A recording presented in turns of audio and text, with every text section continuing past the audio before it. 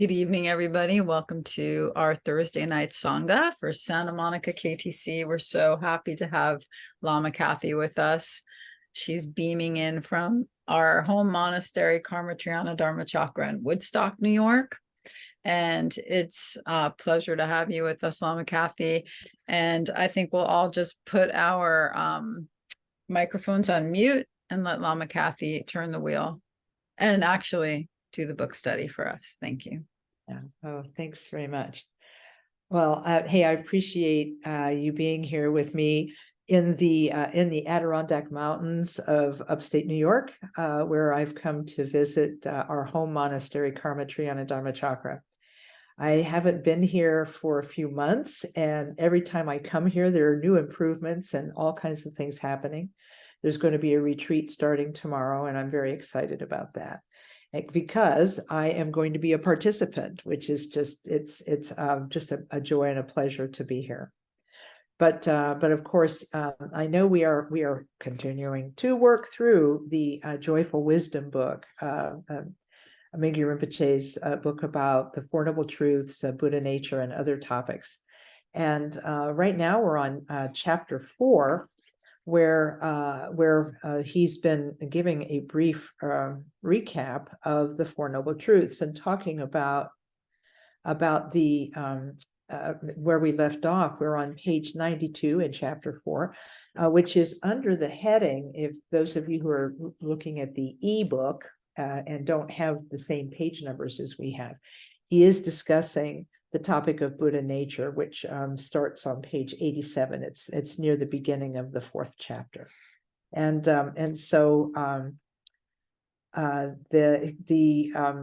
he's saying something really positive here, and he's saying the principle that well, here he's talking about we have Buddha nature, and as a result, everything that we do, think, and say has behind it the understanding that we have a great potential.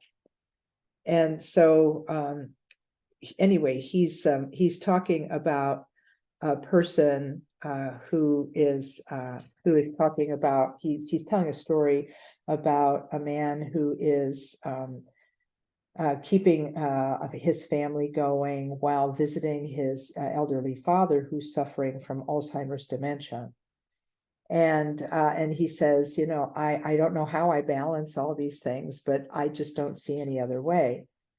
And Mingyur Rinpoche said, what a simple statement and how refreshing. He said, though this person had never attended a Buddhist teaching, had never studied the literature, and didn't necessarily even identify himself as Buddhist, his description of his life and the way he approached it represented a spontaneous expression of all 3 aspects of Buddha nature: the wisdom to see the depth and breadth of his situation, the capability to choose how to interpret and act on what he was experiencing, and the spontaneous attitude of loving kindness and compassion. And he said that you could sum up these 3 qualities of Buddha nature in a single word in English: courage. He said the courage to be just as we are right here, right now, with all of our doubts, with all of our uncertainties. He says facing experiences in life directly opens us to the possibility of recognizing that whatever we experience is, in essence, an expression of the fundamentally unlimited potential of our Buddha nature. In fact, there was one Buddhist teacher who used the term Buddha to describe a negative situation. They said when they were feeling angry, they would say, angry Buddha. Now, not to justify that they should be angry, but that they're reminding themselves that even in the midst of their uncomfortable feelings, Buddha nature is still present. And I think that even though it sounds like a little bit of a, what is it, oxymoron, you know, angry Buddha or sad Buddha or whatever, what this person was trying to express was that somehow they know their situation is going to be workable because of the presence of Buddha nature, that their confidence in the presence of Buddha nature and so forth is what helps them to get through their difficult experiences. And so Mingyur Rinpoche has been talking about the Four Noble Truths. The first noble truth is that suffering is part of life. Second noble truth is that suffering has a cause, and that cause is clinging and fixation.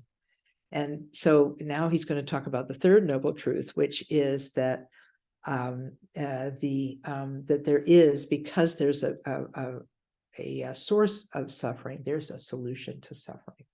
And so Mingyur Rinpoche then says, he said, this principle is implied in the positive prognosis of the third noble truth. He said, whatever discomfort we feel, subtle, intense, or everything in between, subsides to the degree that we cut through our fixation upon a very limited, conditioned, and conditional view of ourselves and begin to identify with the capability to experience everything and anything at all.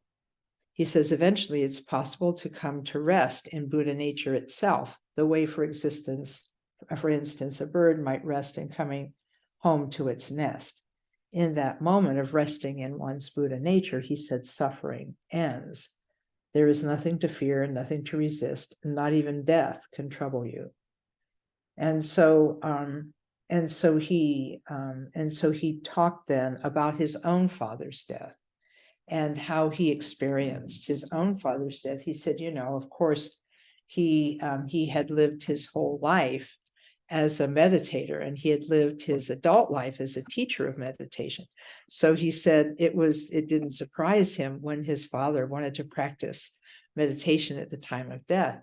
And he said there was, to every visitor, my father offered a gentle smile and murmured, "Thank you." There was no trace of fear in his features, no evidence of struggle, and so forth. And so then it talks about the fact that he passed away. His father then passed away in a state of meditation, and he was able to remain sitting in meditation for several days after his death. And Mingyur Rinpoche makes the observation, isn't it interesting that this person who dedicated their life to meditation was able to, in that moment, release even the experience of death release it into the expanse of Buddha nature. It's remarkable teachers like this are what help us to have confidence in our own Buddha nature, because sometimes we may not think that we have Buddha nature. We might think, oh, we're the furthest from it, but when we see it demonstrated in the lives of other masters, it begins to give us confidence that maybe even we can accomplish something in the uncovering of our own Buddha nature. And so this then leads us to the next chapter subhead, which is Buddha moments. And he says, so then he gives a quote from His Eminence Taisi Rinpoche, who says, every sentient being has the potential to improve and to become enlightened.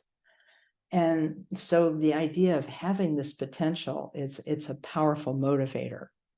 So and yet, we think, oh gosh, Buddhahood, that seems so far off. But what Mingyur Rinpoche is going to introduce us to in this next section is the fact that you can have Buddha moments even in your everyday life that help to give you confidence in the existence of Buddha nature and a look at what's to come. So he starts with a story because he's one of those teachers who teaches through story.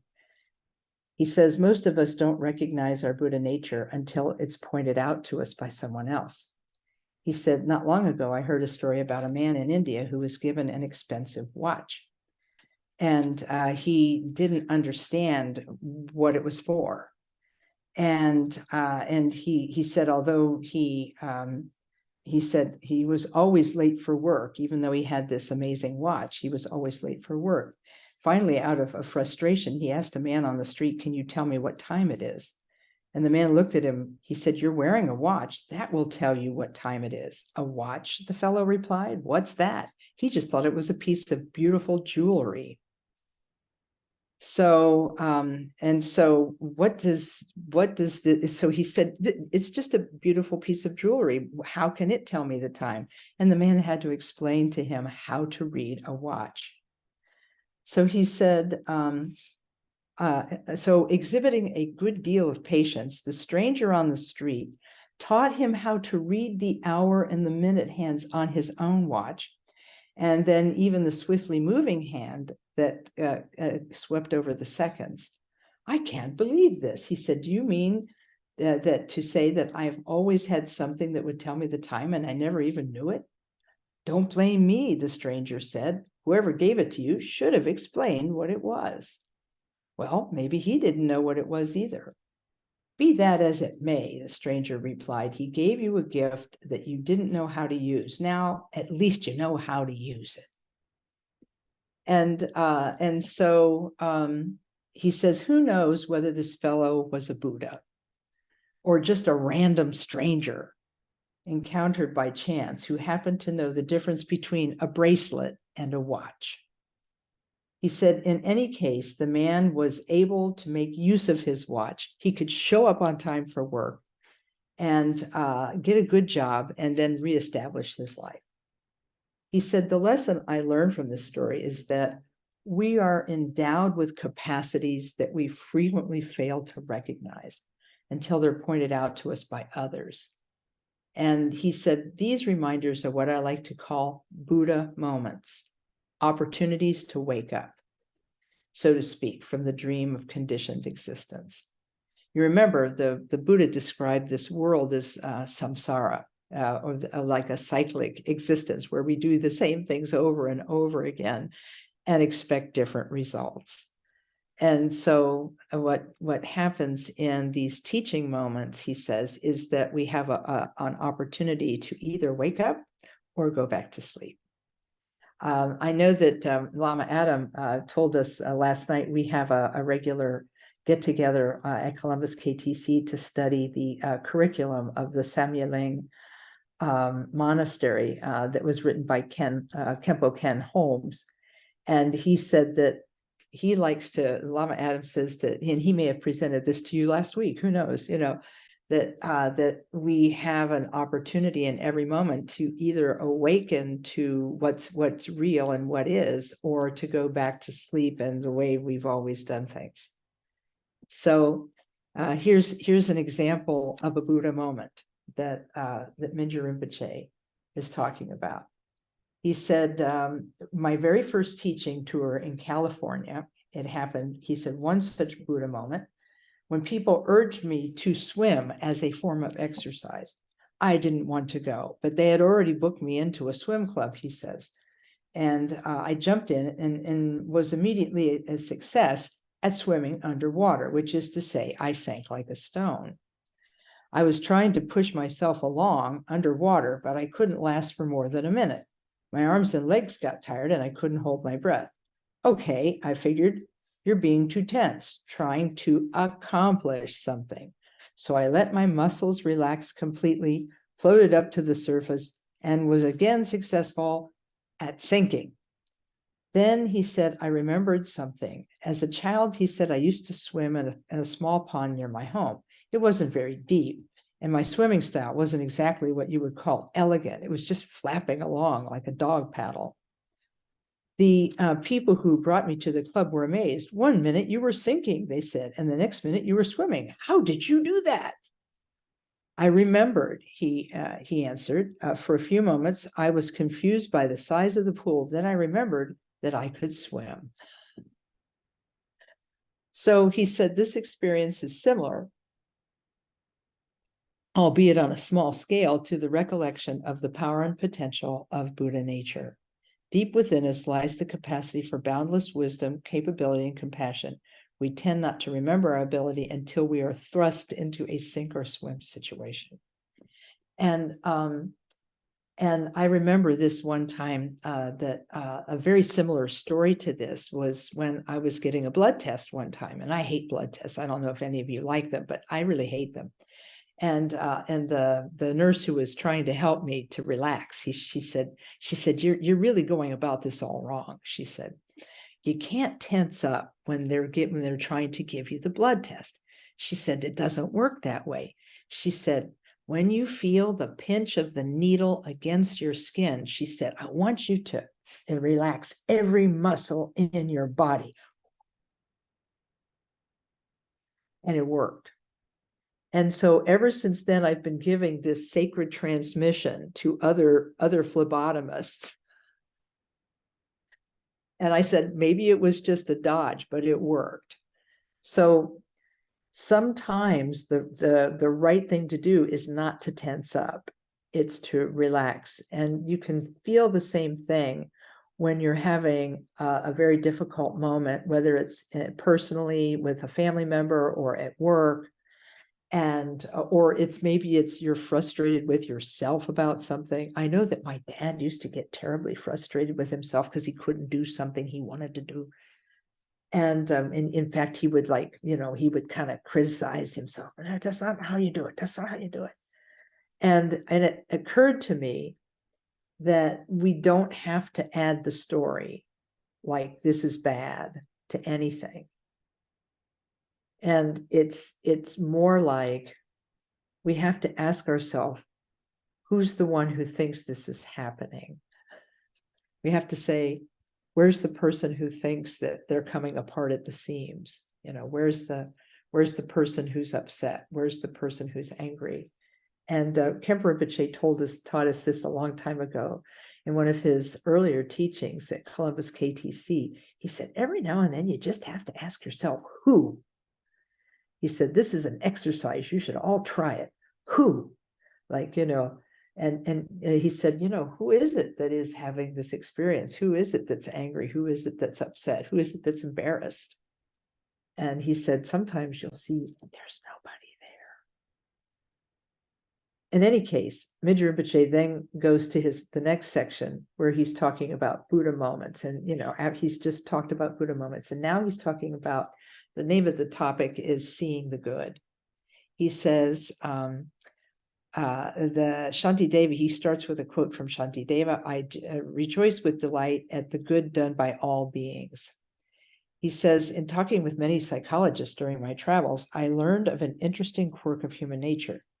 We all have, if we have 10 qualities, 9 of them positive and 1 of them negative, most people will tend to focus almost exclusively on the one negative quality and forget about the positive ones.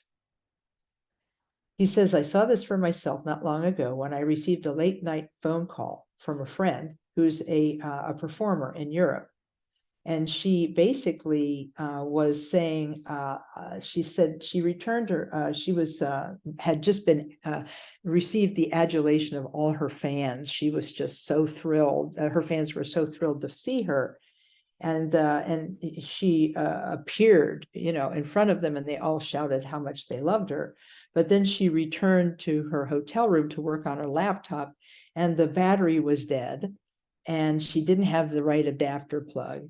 And so she called the front desk for assistance, and they promised to come up and help. And during these moments, while she was waiting for help to come, she had all these feelings about herself. And then she finally called and said, what can I do? she said, just appearing on a sidewalk makes my fans, crazy, but here I am, and I can't even adult, I can't even do something simple. And she said, this stupid little problem has ruined my evening.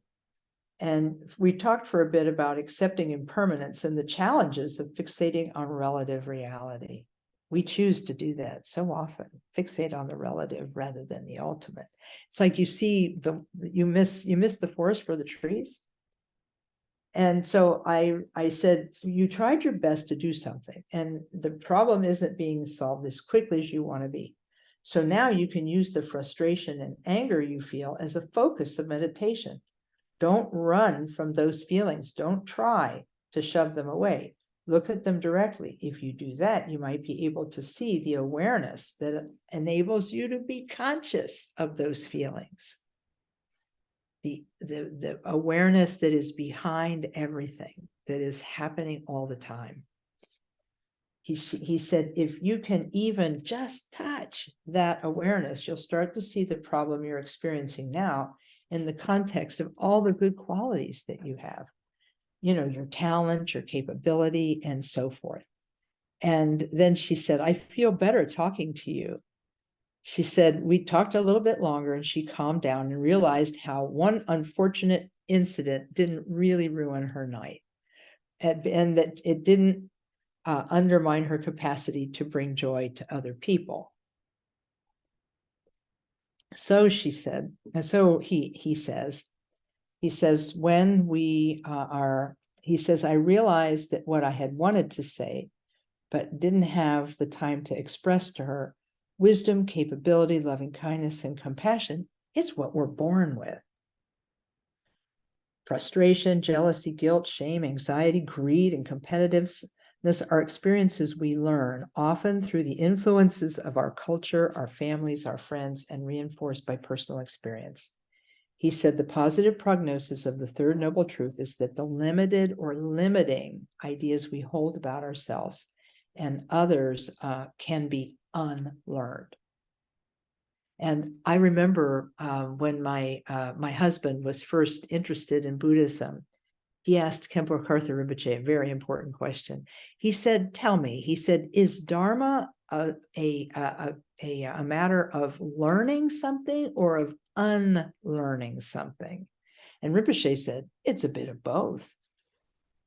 So in any case, that's a little bit about how we have to look for the positive as well as the negative. I was talking to Bardo Toko Rinpoche one time because a friend of mine was struggling with the idea that he was just being, he had a lot of, he said he was worried about demons. You know, he was having a really hard time in his life. And he says, I'm wondering if I'm being troubled by demons. Would you ask Bardo Rinpoche if he could pray for me and tell me what to do about these demons? And when I said something to Bardo Rinpoche about it, he sighed and he said, you know, he said, I wish people would recognize and give as much power to the positive spirits and the positive Buddhas and Bodhisattvas as they do to these negative things. And I think that this is probably a little bit of a lesson for all of us. Mm-hmm. You know, it's something that we need to recognize, right? That we have to give the power to our Buddha nature. We have to give the power and strengthen it. Today, when we were driving in the car over here to KTD, we were talking about the fact that Khenpo Rinpoche, Khenpo Karthar Rinpoche, said that when he said, when you do something that is virtuous, when you do something virtuous, that it starts a momentum of goodness in you. And he said, he said, one of the things you can do for yourself to help yourself, if you feel like you've got a lot of negative things happening in your life, he said, what you could do is, he said, you could wish well for yourself and wish well for other people. He said, just carry that wish, wishing well for yourself and wishing well for others. And then he said, this starts a momentum. He called it a momentum of goodness inside you that eventually, he said, becomes, how did he put it? Self-sustaining. I know a lot of people talk about needing more joy in their life, you know, and if you remember the prayer of the four immeasurables, you probably recited at your center too. May all beings be happy and have the causes of happiness. May they be free from suffering and the causes of suffering. May they have that great happiness, which is freedom from suffering. May they dwell in great equanimity, free from attachment and aversion. Well, a lot of people, they talk about this joy and they wonder how joy could arise in the Buddhist teachings, because it's all about suffering. And it occurred to me that it's because of equanimity. We realize that we're just like other people. And then that gives rise to an empathy for their suffering. And that empathy can give rise to love, the wish for them to be happy, and compassion, the wish for them to be free of suffering. And that itself is the cause of joy. And that what Rinpoche was saying is, the more you wish for the benefit of yourself, then only yourself, then you worry about all the strategies to get happiness for yourself, and you don't worry about other people, and then you end up stepping on them and hurting them as you try to get your own happiness secured. But then if you think both of yourself and others, that there comes a situation where you're more able to build momentum of goodness within yourself. Now I see here that the time is getting away from us, and so I see Daniel has raised his hand, so we can pause here. Hey, Daniel. Hi. Okay. Yeah. Well, I just wanted to suggest that since you're 3 hours ahead and spent 12 hours in a car, that we should wind down our evening with you. And so if anybody has any brief questions on topic, please ask. Otherwise, I think we'll let Lama Kathy go into La La Land. Too bad I'm not there. Right. What do you think, guys? Thank you, Lama Kathy. May you get enlightened in your dreams. Oh, hey, Yeah. I'll take it. I'll take it. You know, Khenpo Karthar Rinpoche said one time, he said, dreams are usually just, a rehash of all your confusion of the day. He said, in Tibet, we call them double illusion. Because you've got the illusion, right? The illusion of samsara when you're awake. And then you go to sleep and you dream about so he said they call it double illusion. Well, now I have marked the book, and Wendy is here. So Wendy, you help me. We're going to start next time on page 98 with stones. Okay, thank you. Yeah. Okay. Yeah. I do have one question, Lama Kathy. Sure. Do you have the idea to come out to the West Coast next year, or is I that do. okay? Yeah, I do, because I am getting a little older, and so traveling is a little harder for me. Yeah. But but I want to do it. I will not be able to go to as many places in the US as I used to, because I did like 1 year, I did like 15 centers in a year, and I just can't do that anymore. I can't go at that pace. But I can still come out, and I think I can do it. Okay. So yeah, I think so. You may need to build a little map break in for me, and a walk. Sure. You have llamas. You gotta feed them. You gotta walk them. You gotta make sure they have hay and they can take a nap, and Okay. But yeah, I would definitely consider it. And you can look at your calendar and see what works for you, and Sure. you know how it is, right? So Yeah. So that would possibly be springtime well, or that's summer. I think that this would be up to your decision. I think for me, the KTD calendar determines my calendar in several respects. Number one, if there are special programs that I'm needed here for, then I should make sure that would be the only thing that would get in the way of or change anything. So for example, I only teach one program here every year now, and it's the Karma Pakshi. But what we don't know is whether that's going to be in March next year or if it's going to be April or May, because it has actually taken place in all three of those months. So once I find out, once that event lands, then we can start talking. Good. Well, I may see you at Karma Pakshi before I see you out here. I don't know. Yeah, I don't know. Okay. Yeah. please lead us in a dedication of merit. Okay, all right. I will do that. So we call together our Buddha nature, right? We call together and witness our Buddha nature is a witness to our intention to continue to uncover our goodness and to continue sharing that goodness with anybody who is near us. The person at the grocery store, the person at the coffee shop, the person on the street, the person next door, whoever, just to share what we have with others. So we make the aspiration that all beings are free from suffering, come to Buddhahood, and then coming to Buddhahood, may they emanate in all directions and help all beings become enlightened. Here's a short prayer. Through this merit, may all achieve the omniscience of Buddhahood. May it defeat our common enemy, wrongdoing, from the stormy waves of birth, old age, sickness, and death. The ocean of samsara, may we free all beings. May we free all beings. May we free all beings. You guys are the best. It's great having you on the team. Thank you, Lama Kathy. Can everybody stay on for a few minutes after Lama Kathy signs off?